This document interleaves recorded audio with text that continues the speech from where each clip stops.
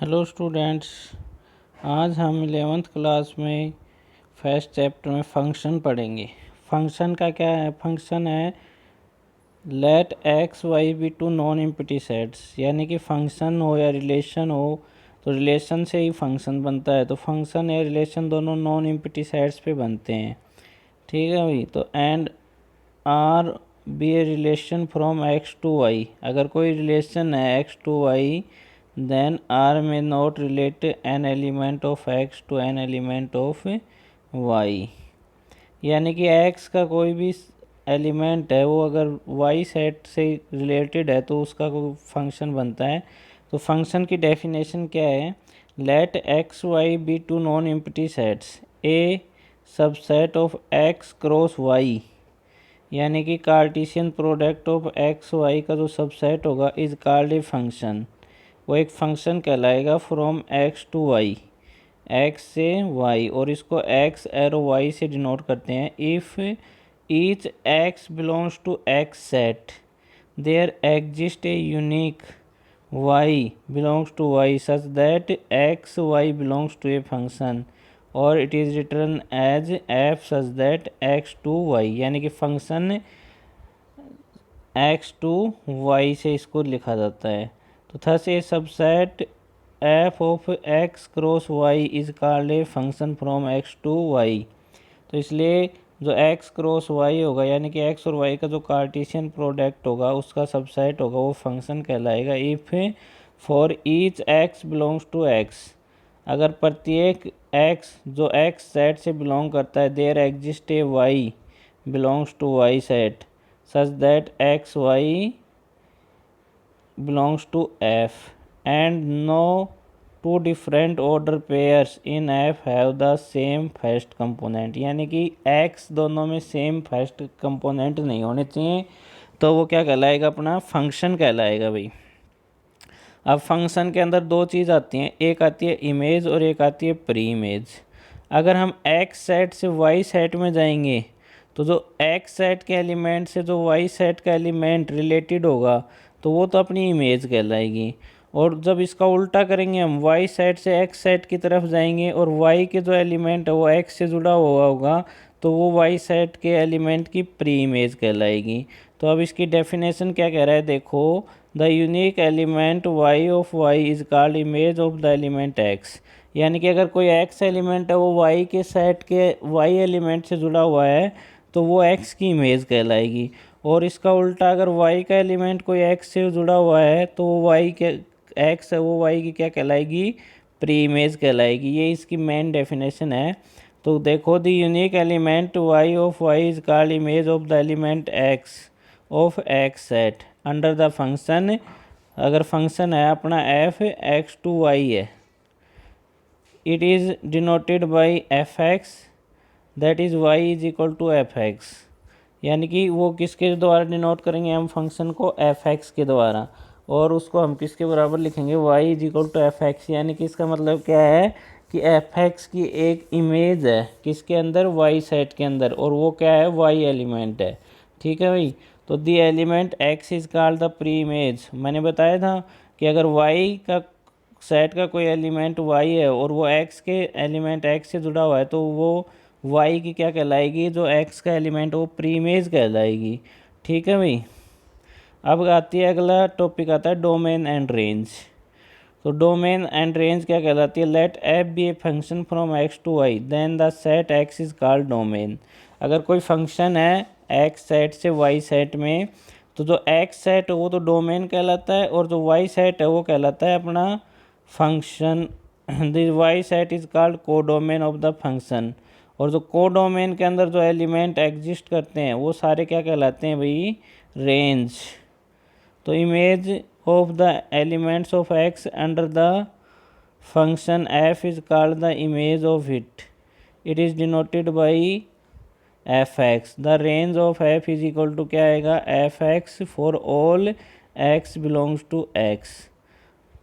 अब इसके आगे आते हैं some special type of functions, यानी कि फंक्शन कौन कौन से होते हैं।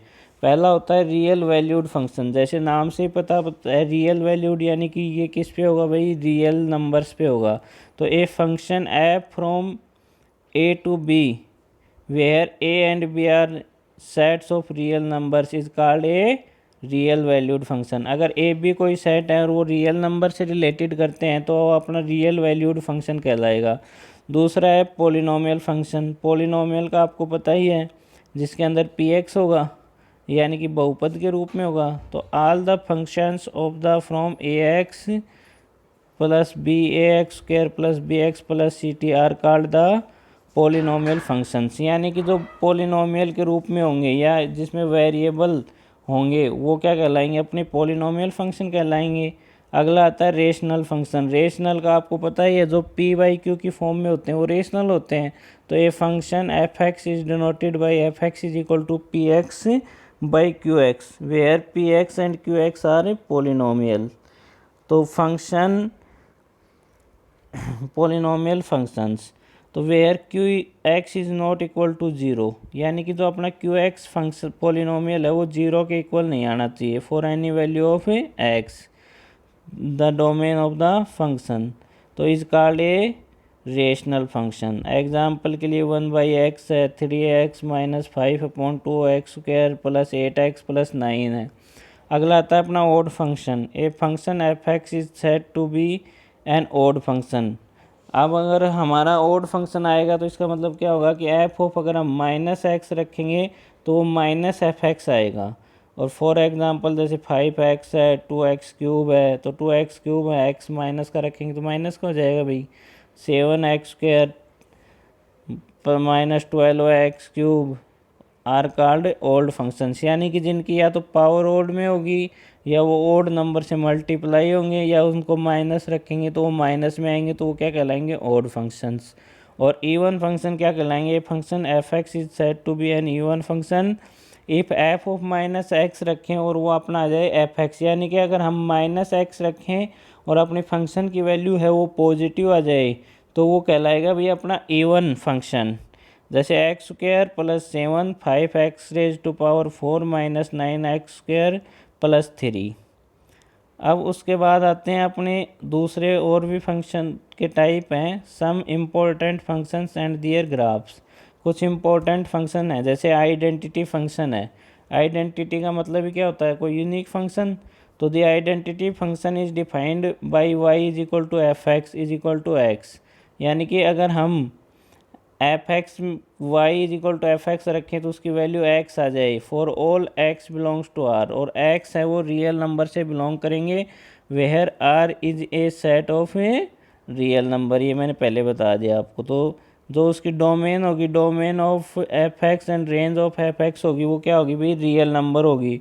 और उसका ग्राफ इस तरीके से बनेगा जैसे मैंने आपको यहाँ डिनोट कर रखा है, क्योंकि y is equal to X है, यानी कि अगर x 0 लेंगे तो y भी 0 आएगा, x 1 लेंगे तो y भी 1 आएगा, -1 लेंगे तो -1, क्योंकि रियल नंबर है। रियल नंबर में आपको पता है इंटीजर्स भी आते हैं, होल नंबर भी आते हैं, सभी आते हैं, इसलिए इसका ग्राफ एक स्ट्रेट लाइन बनेगी। अगला है अपना constant function. The constant function is defined by y is equal to F x is equal to c, यानी कि c जिसकी वैल्यू क्या रहे भाई, कांस्टेंट फंक्शन का मतलब आप समझते हो जिसकी वैल्यू ना तो इंक्रीज हो ना ही डिक्रीज हो, यानी कि एक स्ट्रेट लाइन बने पैरेलल टू एक्स एक्सिस, तो वो क्या कहलाएगा, अपना कांस्टेंट फंक्शन कहलाएगा। In other words a function real number two real defined by F x is equal to सी। सी क्या है कि कांस्टेंट है, ठीक है भाई। And x belongs to are, x क्या करता है, रियल नंबर से बिलोंग करता है, तो said to be a constant function. और इसकी डोमेन और रेंज दोनों क्या होंगे भाई, ऑल रियल नंबर्स, और रेंज होगी कांस्टेंट। यानी कि मैंने ग्राफ बना रखा है, जब x ग्रेटर देन 0 होगा तो ग्राफ ऊपर की तरफ बनेगा, लेकिन लाइन क्या जा रही है भाई, पैरेलल टू एक्स एक्सिस ही रहेगी। और नीचे जब x 0 से छोटा होगा तो क्या आएगी, पैरेलल टू एक्स एक्सिस होगी लेकिन माइनस में होगी। और जब c इज इक्वल टू 0 हो, यानी कि कांस्टेंट 0 हो, तो क्या आएगी, अपनी जो ओरिजिन है उससे सीधी स्ट्रेट लाइन बनेगी, ठीक है भाई। अगला आता है अपना linear function. A linear function is defined by a equation of the form y is equal to F X. y is equal to F X आएगी, और इसकी लीनियर इक्वेशन आपको पता है जिसकी क्या हो, डिग्री 1 हो, यानी कि ए एक्स प्लस बी, और वेयर ए एंड बी क्या होंगे भाई, रियल नंबर्स, और ए नॉट इक्वल टू 0। क्यों, क्योंकि अगर ए 0 हो गया तो अपनी एफ एक्स की वैल्यू ही 0 हो जाएगी, और प्लस बी क्या आ जाएगा अपना कांस्टेंट, तो यानी कि कांस्टेंट फंक्शन में कन्वर्ट हो जाएगा, इसलिए A is not equal to 0। और इसमें डोमेन होगी सेट ऑफ ऑल रियल्स और रेंज भी सेट ऑफ ऑल रियल्स, लेकिन भाई इसमें एक स्लोप बनेगा जिसको हम थीटा के द्वारा डिनोट करते हैं, और वो मैंने ग्राफ में नोट करके आपको दिखा रखा है। ठीक है भाई। अगला है मॉडुलस फंक्शन। मॉडुलस फंक्शन को हम एब्सोल्यूट फंक्शन भी बोलते हैं, और इसको डिफाइन करते हैं y is equal to F x, और f x is equal to क्या आएगा मॉडुलस एक्स। और जब मॉडुलस एक्स आ जाता है तो वहाँ पे अपनी दो कंडीशन अराइज हो जाती हैं, एक प्लस की और एक माइनस की। प्लस की कंडीशन में तो क्या आएगा x is greater than equal to 0, और माइनस की कंडीशन में x लेस देन 0 आएगा। तो यानी कि दो कंडीशन आएंगी, क्या होगा x होगा if x is greater than equal to 0, और माइनस x होगा if x is less than 0। और इसकी डोमेन आएगी ऑल रियल नंबर्स, और रेंज आएगी all non negative real numbers, यानी कि आप उनको ऑल पॉजिटिव नंबर्स भी बोल सकते हो।